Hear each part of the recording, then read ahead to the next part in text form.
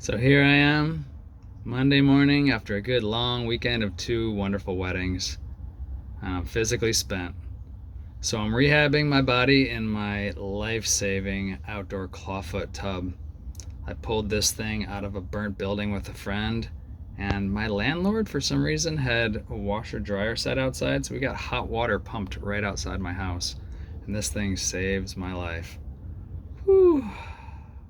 And as I'm sitting here soaking in the healing this morning, reflecting on what I really loved about this weekend, what comes up is how good weddings are for my heart. People ask me regularly, like, don't you get sick of weddings? Don't you get sick of the same ceremony all the time, the same music? And I'm like, no, not at all. No ceremony is the same. I could never get tired of the infinite varietals of love. Every set of couples is so unique and they bring such diverse relating. And I get to witness that every weekend and see all these different colors of the human experience and how we can express love with one another. And that just, my heart, oof, I cry in a lot of ceremonies. Still, after 400 some weddings, I still cry. And this weekend, the groom marrying his 15-year, basically childhood sweetheart, his vows were so beautiful and grateful for the goddess that he had in his life that I found myself just like bowled over with warmth.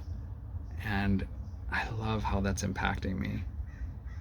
Later in the day, during dinner, there was a homeless fellow outside the gate.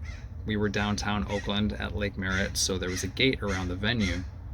And this man's creeping pretty hard on dinner, pretty awkward energy. And I thought, maybe I could take that man a plate of food. And my mind got in the way. I was like, no, that's not your place. What if that would make the guests feel awkward? Maybe there's not enough food. There's always leftovers.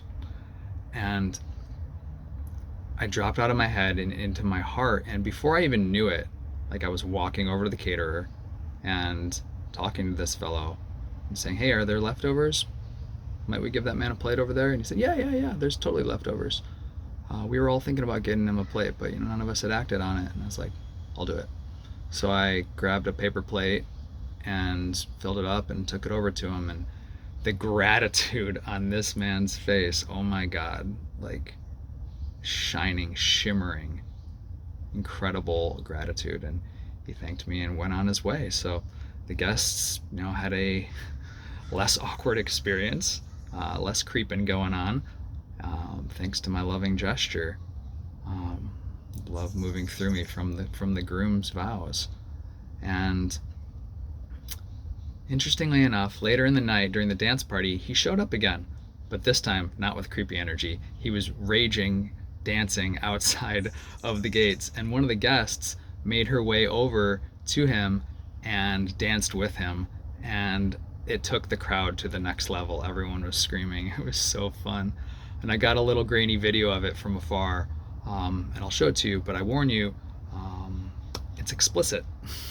Explicit lyrics. I will always play clean lyrics when my guests and couples request clean, but this was an explicitly explicit wedding, so buyer beware. I hope you enjoy how this unfolded.